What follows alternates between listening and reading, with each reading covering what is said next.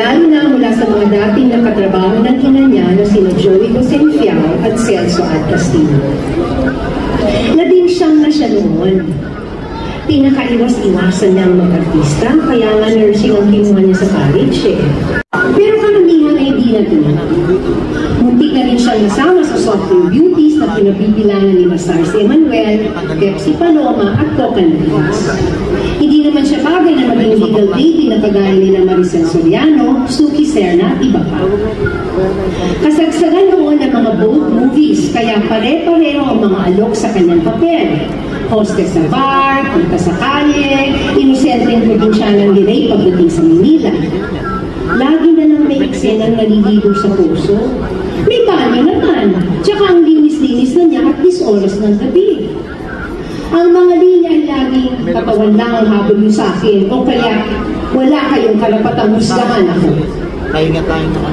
Dalawang klase lang ang mga babaeng karakter naman. Mayuling martil, o mapang-akit na makasalanan. Pero sa itsura pa lang ni Carla ay alam na niya kung saan siya ikakahon ng mga producer. Iginiit niya na willing naman siyang magpaset. Kaya tumanggi siya. Pero lumipas sa mga araw na walang offer at gipit na gipit siya. Kaya sige naman, compromise ng kaunti. Sa nag-iisa niyang eksenang sa may butas sa dingding, halos hindi makilalang mukha niya.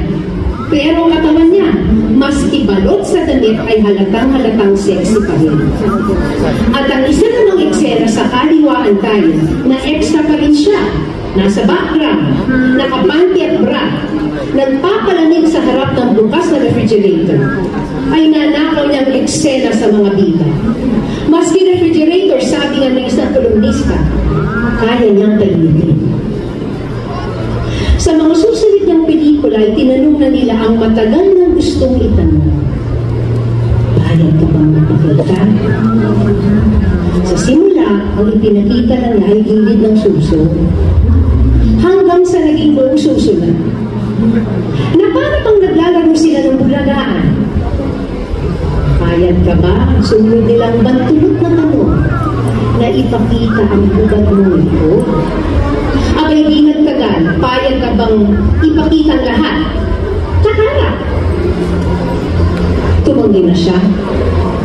Kaya maraming pelikulang di natuloy. Siya sanang bida sa basang-basa sa gabi. Basang-basa ang gabi. Siya daw yung basa. Diyosa ng katubigan na nanangakit ng mga kalalakihan.